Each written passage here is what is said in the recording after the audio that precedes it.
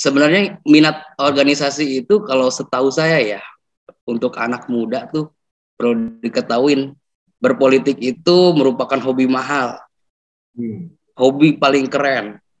Satu, kita dapat ilmu tentang tata negara. Yang kedua, gimana kita mengeluarkan hak pendapat kita sebagai mahasiswa. Jadi ada dua nih Abah, kalau saya bilang ada dua variabel, kita bisa tahu akar masalah, kita pun bisa curhat nih sama bapak-bapak negara nih, pemerintah. Nggak usah jauh dulu ke pusat, ke Indonesia ya, ke nasional. Misalnya kita wilayah Kota Tangerang nih. Sebenarnya mahasiswa itu tuh kalau ada rapat atau enggak hearing dari DPRD itu kita diizinkan masuk, Abah. Asal dari universitas apa, semester berapa, itu pasti boleh masuk, kita boleh melihat gitu kinerja pemerintah bagaimana gitu. Dari A sampai Z, dan kita bisa menilai.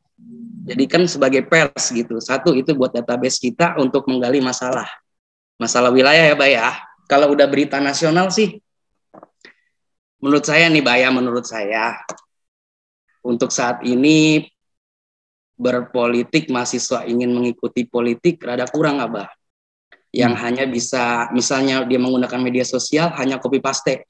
Itu yang ngeri gitu ya. Dan terjadi perpecahan di media sosial itu karena nggak tahu akar permasalahannya, rumusannya dari mana, ya kan. Berita-berita itu dari mana dia ambil, hanya copy paste, dan mengakibatkan miskomunikasi yang ya sangat nggak indah gitu, nggak elok gitu dilihatnya kalau di media sosial.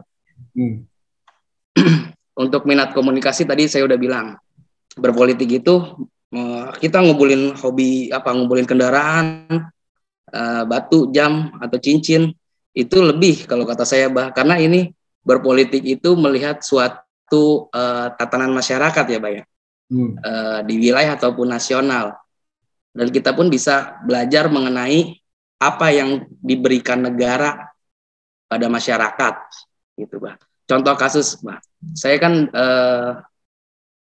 saya bekerja di salah satu badan usaha milik daerah ya, Perumda. Ada permasalahan di Pasar Cisoka mengenai aset tanah.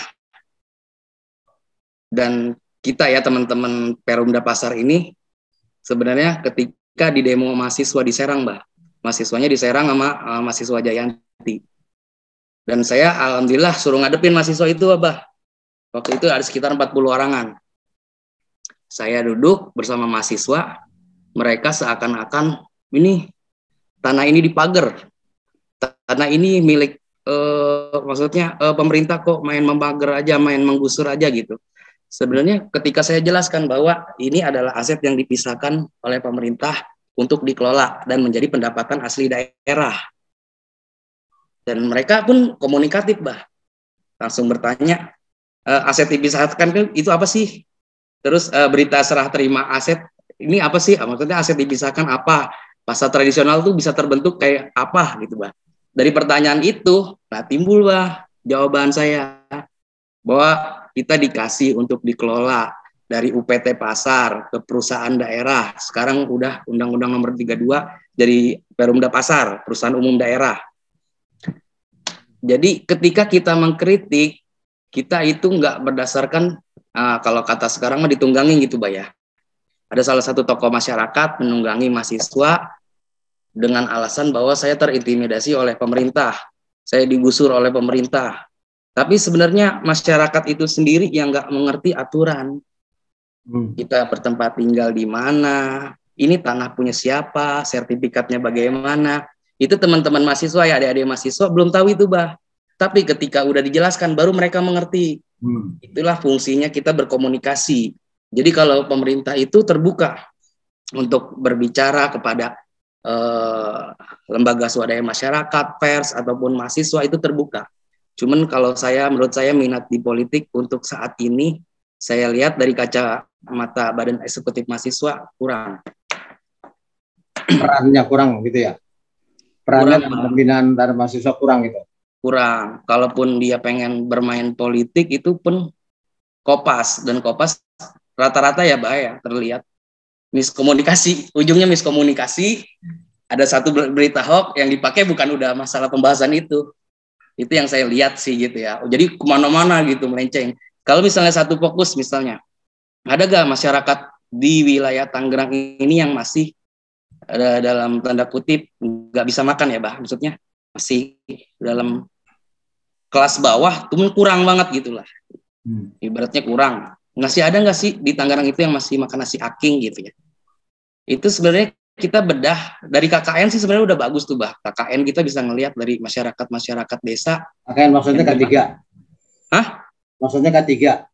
Ya, itu kita sebenarnya bisa melihat, Bah. Namanya di situ ada warga yang kurang. Nah, kita sebagai mahasiswa melihat keadaan itu, di situ ada RT-nya, ada RW-nya yang dia mempunyai andil untuk wilayahnya, kita bisa tanyakan. Kalau RW nggak bisa jawab pun kita bisa naik ke desa, kades. Dan itu terbuka, Abah. Gitu loh. Kenapa warga Bapak kok masih ada yang kena sakit A? Terus ekonomi rendah. Apakah dia emang males atau bagaimana gitu? Maksudnya nggak ada namanya pemanfaatan sumber daya manusia di wilayahnya gitu. Oke, Arfan, ada satu pertanyaan yang kadang-kadang saya suka bingung menjawabnya. Ada satu kecenderungan kenapa sih mahasiswa dari zaman ke zaman itu kecenderungannya selalu anti pemerintah. Padahal kan pemerintah juga belum tentu benar atau salah ya, tapi kenapa kalau mahasiswa itu cenderungnya selalu anti pemerintah sehingga mereka itu lebih senang seolah-olah menjadi oposisi, padahal belum tentu juga mereka paham apa sebenarnya masalahnya terjadi yang seperti yang kamu katakan tadi. Coba Windy, bagaimana pendapat Windy? Ini dari yang masih mahasiswa, kalau Arfan udah berpengalaman, Arfan nih. Coba kalau dari yang masih belajar, gimana menurut kamu, Win? Kenapa kok kayaknya mahasiswa itu anti pemerintah di mana-mana dari zaman ke zaman? Di unmute dulu, Neng. Mungkin karena kurang percayanya mahasiswa ke pemerintah kali ya, Pak. Jadi anti aja gitu sama pemerintah. Karena banyak janji-janji yang tidak ditepati oleh pemerintah ke sekolah-sekolah atau ke mahasiswa itu.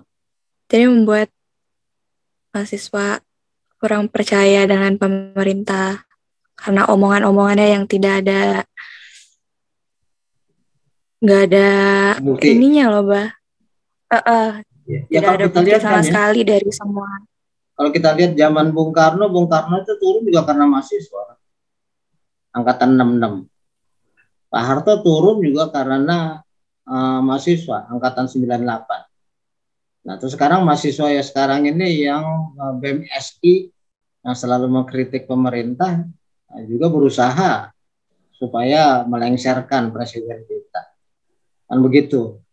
Yang jadi pertanyaan, kenapa kecenderungannya mahasiswa itu kok lebih senang mendengarkan suara-suara dari lawannya pemerintah tapi nggak pernah mencoba untuk memahami sebenarnya apa sih peranan pemerintah. Sebab kalau kita lihat dari penjelasannya Arfan Rona tadi, ya seringkali mahasiswa yang melakukan demo itu tidak tahu masalah. Baru kemudian ketika dijelaskan baru, oh iya ya gitu. Jadi berarti kan ada yang ini nih, ada yang miss ya. Kenapa kok bisa kebijakan-kebijakan pemerintah itu selalu disalahpahami oleh terutama oleh kalangan mahasiswa? Gimana dia? Kalau dia gimana? Kalau menurut pendapat saya ya Pak, kenapa mahasiswa itu lebih cenderung kayak nggak setuju dengan pemerintah? Tadi saya sepakat sama pendapatnya Windy, agak sepakat dengan pendapat Windy karena selama ini memang ya pemerintah itu mungkin dari dulu mahasiswa itu kayak menekan, ada bahasa kayak mahasiswa adalah pendengar suara hati rakyat. Nah, apa yang kita dengar dari rakyat itu gitu loh Pak, kebanyakannya kayak ini apa namanya, pemerintah banyak yang korupsi gini gitu. Nah dari situ kan jadi kayak kita nggak percaya lagi Pak sama pemerintah Pak. Yang awalnya mungkin tadinya kita sebelum memilih percaya, ternyata pas sudah berjalan malah seperti ini. Nah itu yang membuat jadi tidak percaya malah jadi kayak cenderung turun-temurun menjadi kultur, Pak. Kultur yang saya pada pemerintah. Tapi di sisi lain juga banyak mahasiswa yang hanya menelan berita-berita hoax. Gitu, Pak. Jadi dia itu cenderung tidak sepakat dengan pemerintah karena dia menelan mentah-mentah berita hoax yang ada tanpa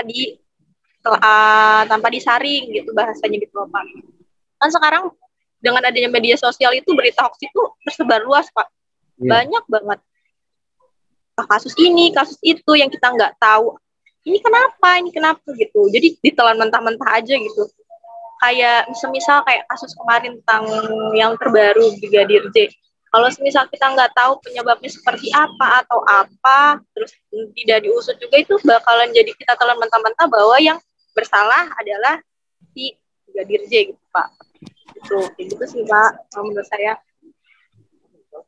Oke, jadi memang kecenderungannya generasi muda, mahasiswa ataupun bukan, itu memang anti kemapanan ya.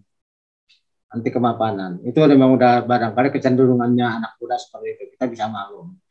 Tetapi karena kalau dari kalangan mahasiswa, yang kita sorot ini kan mahasiswanya yang jadi bahan diskusi kita.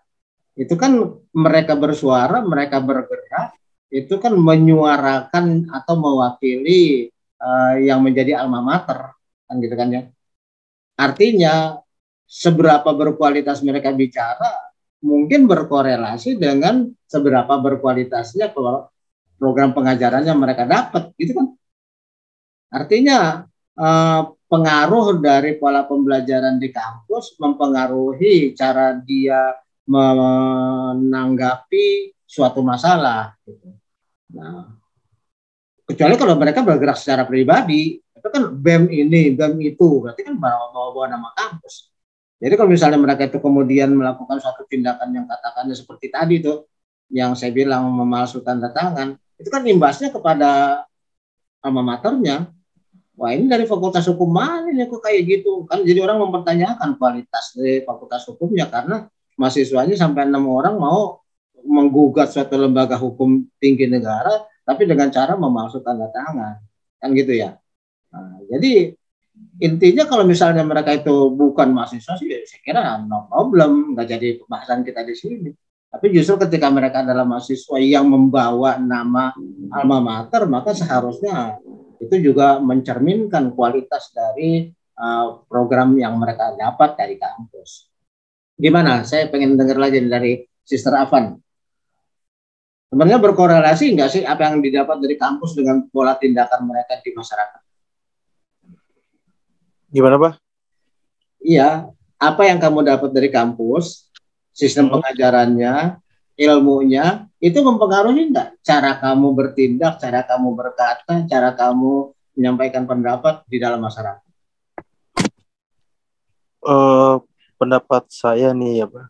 Sebetulnya memang yang saya kaji nih menurut saya pribadi, sebetulnya yang membedakan kita sekolah atau tidak itu dari yang Abah sebutin tadi, attitude gitu, dari cara kita berpendapat, cara pola pikir kita, sopan santun kita, pokok di universal kan attitude lah gitu.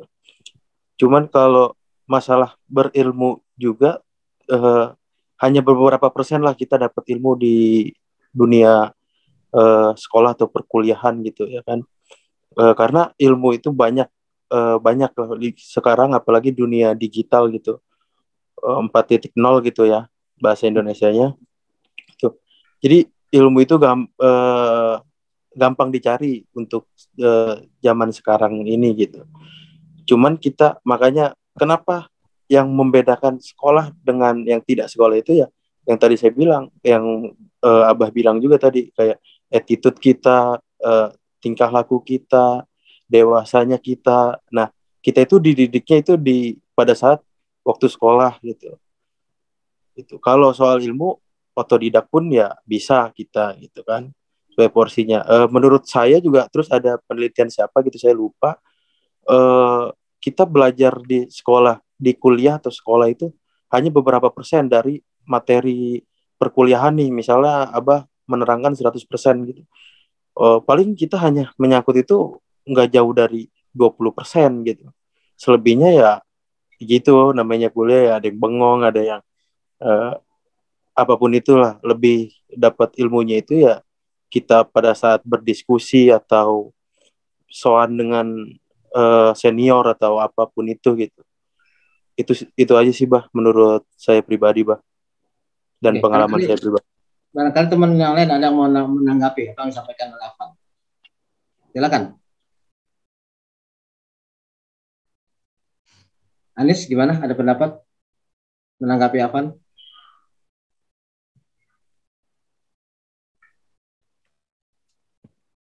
Unmute dulu Anis. Saya sependapat sih Bah dengan Afan. Gimana maksudnya? Bahwa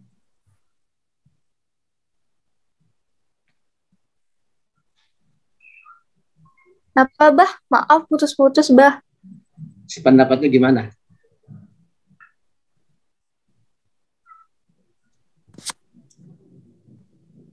Ya maksudnya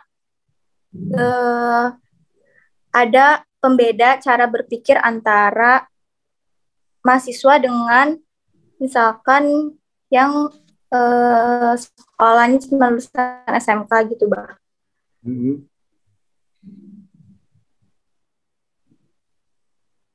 Gimana? Ini Arwan Ronak. Yang lain kalau merasa mau nanggapi langsung aja ya, nggak mesti melalui lalu lintasnya itu, langsung aja.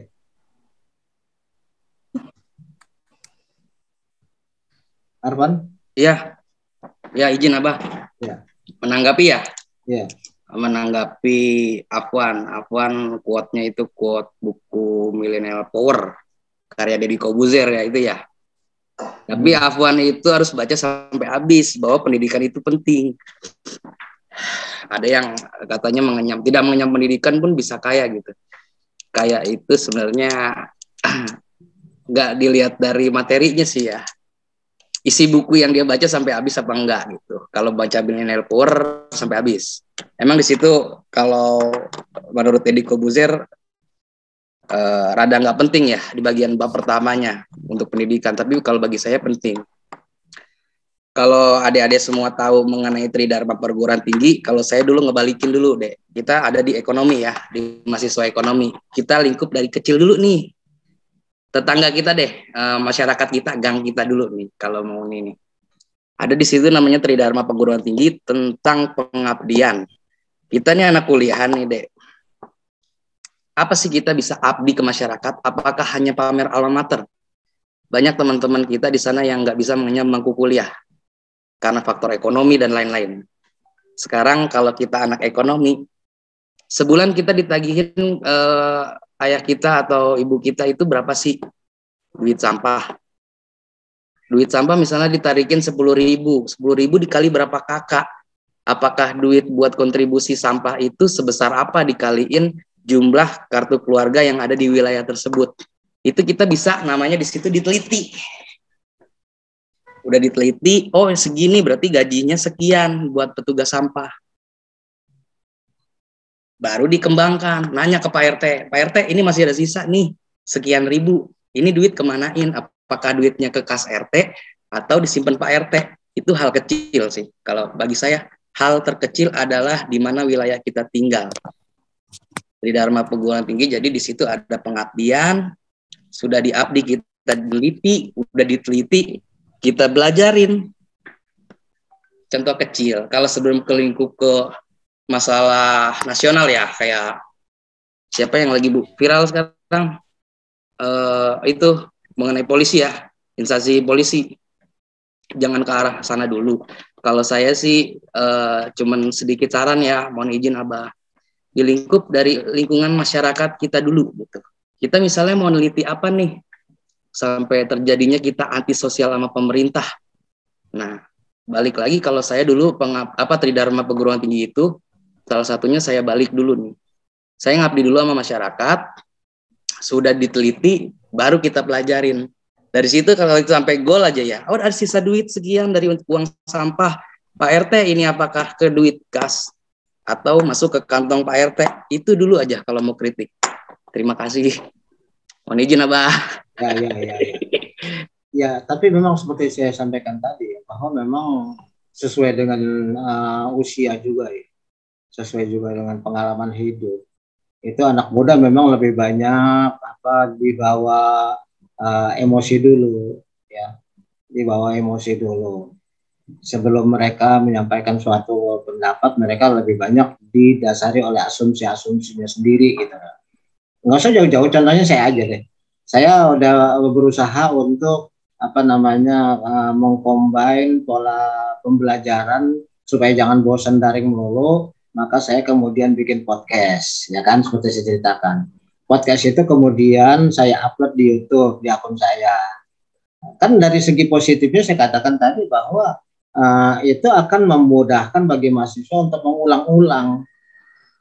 Kapan dia nggak ngerti, dia ulang lagi, dia belum ngerti, dia ulang lagi, gitu kan, positif di situ.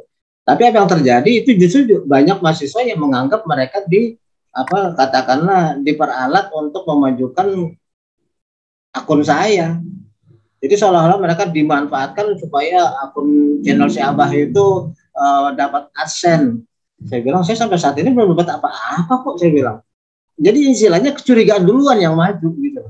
Jadi mereka tidak mau melihat sisi positifnya, tapi melihat bahwa kalau mereka tuh katakan disuruh nonton, itu berarti kan saya harus menyaksikan jadi viewer, ya kan? Jadi viewer berarti kan nanti akan menambah jumlah jam tayang, sehingga nanti akan mengundang iklan kan masuk ke Abah.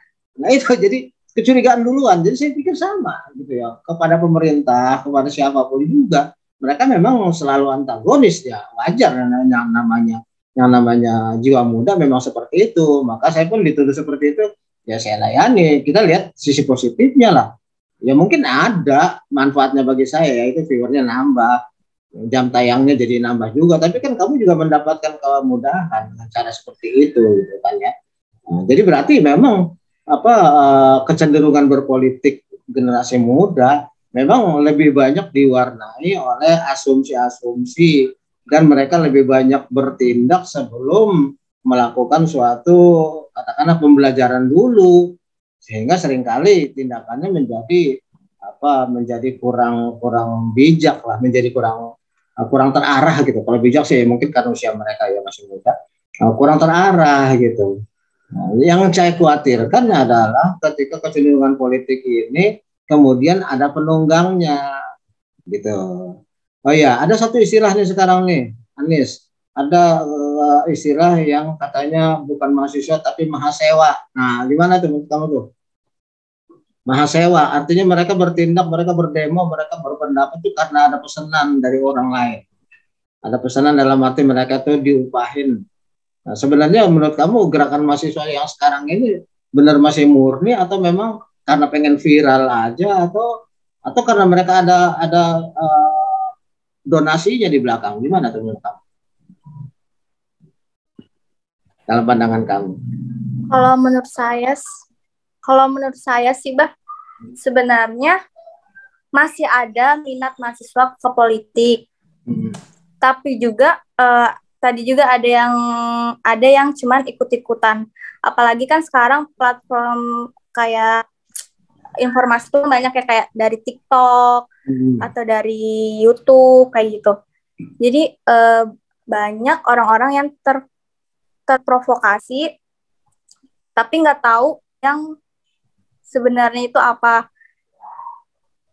Tapi ada juga yang emang benar-benar dia ngerti politik, malah disamaratakan gitu lah. Yang dimaksud tadi mahasiswa tadi. Ya. Ada, itu baru isu loh. Benar nggak menurut kamu, ada nggak kemungkinan mahasiswa itu ada? Ada sih, Bah. Ada ya, menurut kamu benar ya? Ada. Bukan hanya isu ya. Ini gimana menurut kamu? Istilah mahasiswa itu benar atau cuman suatu ucapan sinis saja? Saya sendiri sih belum pernah dengar ada mahasiswa yang aslinya ya, Bah. Cuma kemungkinan pasti ada sih, karena banyaklah oknum-oknum yang membuat mahasiswa tuh menjadi arogan. Jadinya ternyata di belakang itu dia disuruh atau dibayar atau menjadi kambing hitam gitu, Bah. Pengalaman kamu di kampus, ada nggak kecenderungan? Tapi sekarang susahnya kan nggak offline ya, jadi nggak ketemu. Kalau dulu sih masih ketemu ya seperti itu. Mungkin Sister Afan ataupun Arvan Rona tahu ada enggaknya mahasiswa atau mahasiswa itu. Tapi kalau sekarang daring nggak ketahuan, mungkin mereka hanya berdasarkan SMS, WA aja, tahu-tahu masuk rekening, nggak tahu. Walau di sini nggak berani memastikan itu ada. Tapi itu istilah itu sekarang lagi viral juga, mahasiswa katanya. Tapi kamu yakin itu ada juga ya? Kemungkinannya? Ya, mungkin. Oke, dia gimana dia? Pengalaman kamu dia ada nggak yang seperti itu? Kayaknya dia ini kan aktif juga di kampus nih. Iya. Oh, dianya lagi sibuk. Gimana, Afan? Sister Afan? Menanggapi tentang mahasiswa ya, Bang. Dari pengalaman pribadi saya sih waktu zaman kuliah itu tidak ada sih, maksudnya yang sampai terlihat di depan mata dan ada beberapa orang yang mengajak atau provokasi untuk itu, tidak ada sih, Bah, untuk pada saat kuliah saya. Cuman ya saya kurang tahu juga kalau ada istilah itu, juga kurang tahu lah gitu tentang hal mahasiswa itu, Bah. Karena emang sepengalaman saya nggak ada sih. Zaman dulu emang mereka kayak zamannya mereka pada demo di DPR itu, gedung DPR, pada saat itu mereka emang yang saya lihat itu hanya kemauan mereka pribadi sih sebetulnya. Tapi hanya untuk kepentingan pribadi juga, maksudnya seperti post atau apa, post di Instagram atau apa, kalau gue itu ikut demo gitu. Ya. Itu sih kalau untuk mahasiswa itu sih nggak ada sama sekali sih yang saya lihat, sepengalaman saya pribadi lah pada saat kuliah itu gitu, Bah. Oke, dia Anggun barangkali udah ada. Gimana dia? Iya, Pak. Kayak apa ya, Bah? Ya, gimana menurut kamu tuh istilah mahasiswa benar atau enggak sih? Ada atau hanya ucapan sinis orang-orang tertentu aja? Orang-orang tertentu yang mendiskreditkan mahasiswa, artinya yang nggak suka mahasiswa. Maka mereka mengucapkan istilah sinis, sindiran sinis, itu bukan mahasiswa tapi mahasiswa. Karena ucapan itu lebih banyak karena ada donasi. Gimana? Kalau menurut pribadi, pendapat saya, mereka yang berbicara seperti itu adalah mereka yang belum pernah merasakan bahwa bagaimana caranya tuh kita itu bisa berkritik, kita itu diberi kebebasan untuk berkritik, diberi kebebasan untuk berekspresi gitu loh, Pak. Makanya mereka cuma mampu mahasiswa cuma jadi mahasiswa doang, bisa buat dibayar. Mereka itu belum terjun gitu. Mereka hanya berbicara, tapi mereka tidak tahu di lapangannya seperti apa. Biasanya seperti itu sih, Pak, yang banyak berbicara mengenai seperti itu gitu loh, Pak. Nah, intinya pertanyaannya, mahasiswa itu ada atau cuma isu? Kalau menurut saya mah nggak ada, Pak. Nggak ada? Nggak ada. Oke. Nggak ada mahasiswa. Arvan sekarang udah ada di pemerintahan nih. Kacamatanya sekarang kacamata pemerintah nih. Gimana, Arvan? Evan? Iya. Ya, Bah. Tadi mengenai channel Abah ya. Iya. Saya sih sangat apresiasi mengenai channel yang dimana itu isinya daging kalau kata anak sekarang, Bah. Ilmu, Bah. Makanya saya kadang suka subscribe itu kayak cara ngecor lah, ngebor lah, apa teknik-teknik apa. Itu channel-channel kecil tapi yang di situ dalamnya itu ilmu. Kita bisa belajar loh dari sini loh sebenarnya. Makanya saya sangat semangat sekali gitu, Abah menghubungi saya untuk mengembangkan channel ini gitu ya. Kalau jika itu AdSense, berpikiran teman-teman mahasiswa nyari AdSense itu susah. Udah berapa jam tayang ya, Abah ya? Yang Abah yang udah legend dah ibaratnya di dunia per YouTubean. Itu perlu pembelajaran lagi ya, Bah, kalau misalnya apa teman-teman mahasiswa berbicara mengenai channel Abah. Enggak, kalau kata saya untuk ke channel itu kita lebih mendingan melihat hal-hal seperti ini gitu. ya pokoknya yang berhubungan dengan itu ada ilmu atau memberikan suatu apa ya manfaat bagi kita, nggak ada salahnya kita subscribe gitulah. AdSense-nya pun ya untuk orang-orang yang benar-benar itu membagikan ilmu sama kita gitu ya. Terus kalau mengenai mahasiswa sewaan tunggangin dari zaman saya mah udah ada Abah. Dari zaman Parpol, SBY, itu kita ketika di Istana Merdeka itu aja kita udah sampai sore, kita nggak tahu kita dapat nasi berapa mobil box. Ya emang berhubung lapar, duit udah nggak ada di kantong ya kita makan, Bah. Begitulah pengalaman saya. Cuman kalau untuk sampai memasuki ke wilayah kampus, ya kita tetap jati diri kita waktu itu emang kita masih hot lah, Bah. Kita menolak Parpol masuk. Tapi kalau di luar Parpol beda lagi gitu, Bah. Kita ambil benefitnya aja lah, keuntungannya apa sih gitu. Emang Bapak mau ngapain kalau saya sebagai mahasiswa atau enggak saya sebagai ketua Karang Taruna untuk mendukung Bapak. Oh iya, kamu maunya apa emang sama teman-teman? Ya saya minta dibuatin lapangan futsal, alhamdulillah dibuatin Abah. Jadi kita kalau misalnya ada hal seperti itu ya kita ambil benefitnya aja satu. Tapi kalau emang itu dengan berlawanan nurani ya kan, mengenai BBM dulu zaman SBY naik 4.500 ke 6.000, itu emang saya merasakan dampaknya ketika beli bensin biasa segini buat berapa hari, kok jadi naik gitu ya.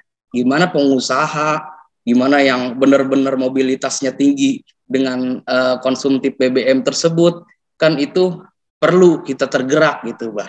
Nggak mungkin kita menutupi itu, soalnya berdampak sama kita sendiri.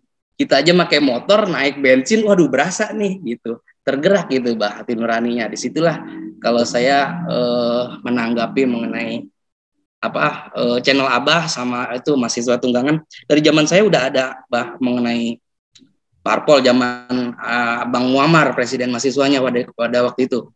Ya. Muammar Fakultas Hukum. Oh iya, tahu sih. Saudara saya itu Bang, mohon izin. Nah, tapi kalau emang itu ditunggangin, hati akan berkata bahwa ini saya akan laksanain apa saya ikutin. Kalau misalnya mau diikutin, jadikan sebuah pembelajaran gitu, Bah. Apa yang kita nggak ngerti, kita hanya mencerca pemerintah. Contohnya tadi kayak Windy apa Anis berbicara mengenai sekolah. Sekarang sekolah di kota Tangerang itu udah bagus semua kalau saya lihat. Dan pendidikan pun itu gratis, Bah. Setahu saya gitu ya. Sekolah dasar ya negeri ya, Bah. Gratis. Itu.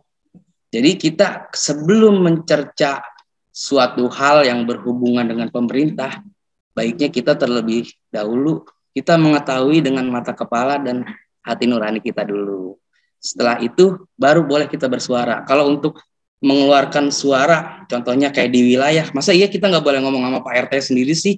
Masa iya kita nggak boleh ngomong sama Pak RW sendiri sih? Apalagi kalau kita berhadapan dengan Kades, membawa alma mater, itu welcome, terbuka. Justru kalau mereka melarang ketemu kita, nah itu yang perlu dipertanyakan. Gitu, Bah. Terima kasih. Oke, baik, terima kasih. Baik teman-teman, mungkin kita juga nggak perlu terlalu panjang ya. Bisa disimpulkan bahwa tentang minat berpolitik mahasiswa itu memang dari zaman ke zaman juga ada. Cuman memang tiap-tiap zaman itu pasti punya cirinya sendiri-sendiri. Ya, zaman Bung Karno mahasiswanya kan ya masih sedikit, ya kan kita baru lepas dari penjajahan. Kalangan intelektualnya masih sedikit. Nah, terus kemudian Pak Harto pastinya udah banyak. Ya. Tapi kemudian zaman sekarang pasti sangat banyak banget, tapi diwarnai juga oleh adanya internet. Nah, ini pengaruhnya sendiri juga, gitu kan. Jadi terhadap gerakan-gerakan mahasiswa apakah murni atau tidak, ya itu dipengaruhi oleh situasi lingkungan dan situasi zamannya masing-masing, ya kan? Otomatis, gitu kan. Kalau zaman baru merdeka, otomatis idealisme sangat tinggi zaman Bung Karno. Namanya aja baru merdeka, ya kan? Semangat patriotnya masih sangat tinggi. Nah, kemudian zamannya Pak Harto, ya itu mulai ada pembangunan. Tapi zaman Pak Harto juga kan kita tahu itu melaksanakan pemerintahan dengan tangan besi. Jadi mahasiswa juga nggak bisa banyak bergerak. Ya kan, baru secara massal tahun 98 akhirnya terpaksa Pak Harto mundur juga. Nah, sekarang zamannya Pak Jokowi, otomatis karena kita juga masa internet ya, zaman industri 3.1, zaman internet yang nggak bisa kita hindari sama sekali. Bahkan kita sekarang aja lagi diskusi menggunakan internet. Nggak memungkinkan kita ketemu langsung ya, apalagi dadakan ya, baru ketemu tadi dihubungi langsung oke, langsung jalan. Nah itu kan berarti kan ada bagusnya gitu ya, semua ada plus minusnya. Maka kemudian barangkali sebagai penutup, masing-masing barangkali pengen ngasih saran sebagai dosen yang hidup di zaman Bung Karno saya ada, zaman Pak Harto ada, apalagi zaman sekarang alhamdulillah masih hidup. Ya, kira-kira gimana menurut Anda cara menghadapi atau mengarahkan minat politik mahasiswa ini? Mulai dari dia paling kanan. Saran kamu dia. Oke, belum. Windy dulu. Gimana? Dia mungkin lagi di K3, lagi sibuk. Windy gimana? Mungkin lebih diperkenalkan lagi ya politiknya ke mahasiswa. Maksudnya bukan diperkenalkan sih, lebih didekatkan dengan cara yang membuat mahasiswa tuh percaya dengan politik gitu, Bah. Membuat mahasiswa tuh bisa nggak ada rasa buat dimainin gitu sama politik.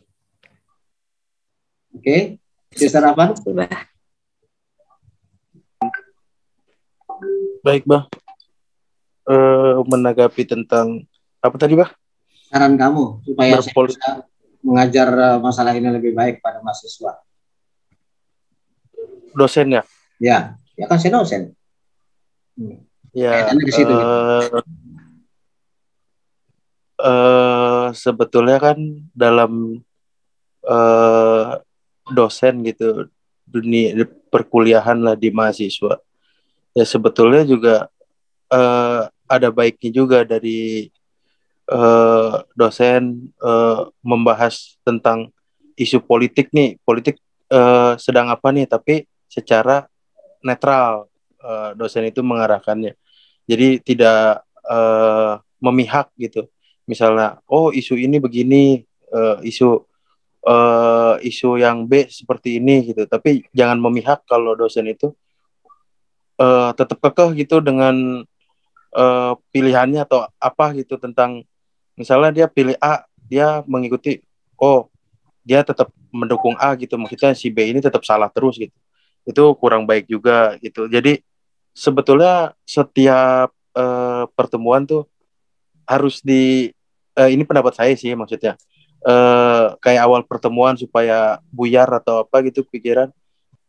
Ini coba ada berita apa nih sekarang gitu, isu apa gitu. Nah pecahin sebentar aja gitu supaya buyar gitu dari mahasiswa-mahasiswa gitu, yang supaya berpikir kritis. Oh saya itu harus seperti ini gitu, Bah.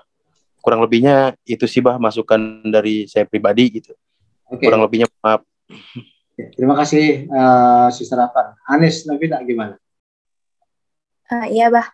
Kalau menurut saya, sejujurnya saya kalau misal sebagai mahasiswa juga dulu waktu offline itu kalau ada mata kuliah politik tentang politik agak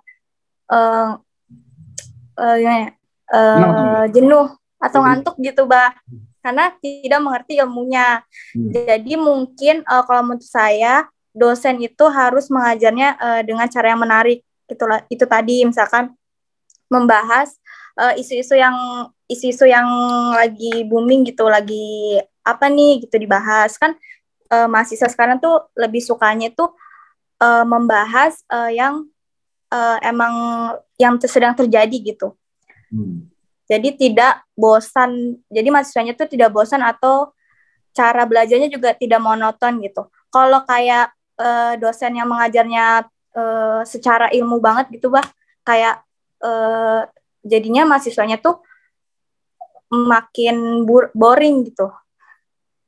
Oke. Yang nggak suka makin nggak ngerti gitu, masih tetap nggak ngerti kalau cara belajarnya masih yang formal banget gitu. Oke, kembali saya ke itu sih, Bah. Ya, dia udah ada.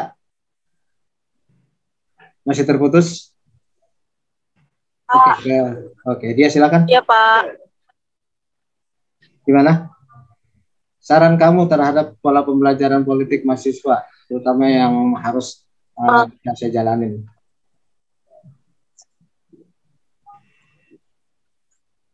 Gimana dia? Kalau saran dari saya mungkin ya kita lebih membahas isu-isu terkini gitu loh, Pak. Isu-isu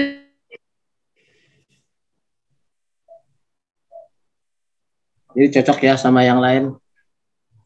Isu-isu terkini dibahas sebelum membahas yang sifatnya teoritis. Oke, Bang Arfan Rona gimana?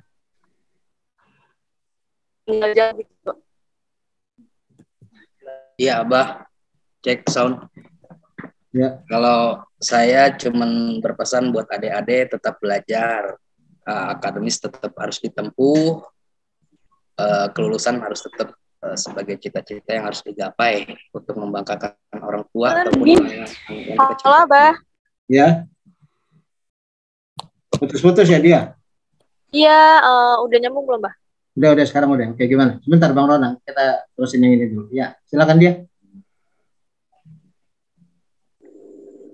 Jaringannya jelek Bah di sini.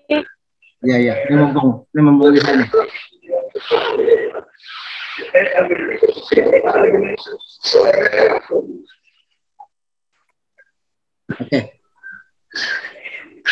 Oke, kembali ke Bang Arfan aja. Arfan gimana? Teruskan. Ya, Abah, tadi kalau saya saran buat adik-adik tetap gapai cita-citanya untuk sebuah kelulusan, untuk membanggakan orang tua dan orang-orang yang mencintai kalian. Tetap belajar terus, banyak belajar, haus ilmu, jangan suka dengan hal sesuatu yang menjadi jadi kalau saya masih suka gampang jenuh, cuman kita pelajarin dulu sampai puas hal tersebut, baru kita pindah lagi ke hobi berikutnya. Kalau misalnya dalam bidang akademisi ya seperti ini kemarin 2 tahun kemarin, 3 tahun kemarin, saya juga pernah masuk di waktu ospek ya, posperkam mahasiswa baru, itu sangat-sangat kurang gitu ya, maksudnya kita masuk dunia pendidikan itu sekarang saat ini saya lihat mahasiswa hampir sama kayak anak SMA, Jadi adab dengan dosen itu rada kurang, ya mungkin gitu ya, masih terbawa dengan suasana sekolah menengah gitu, Kalau untuk Zoom meeting ya ini kayak putus itu, Mbak Dia putus, kadang suka sinyal juga gitu ya. Terus kita nggak bisa ketemu langsung, itu kayak kurang kalau kata saya kurang greget gitu. Dulu saya bercerita sedikit mengenai Abah itu galak.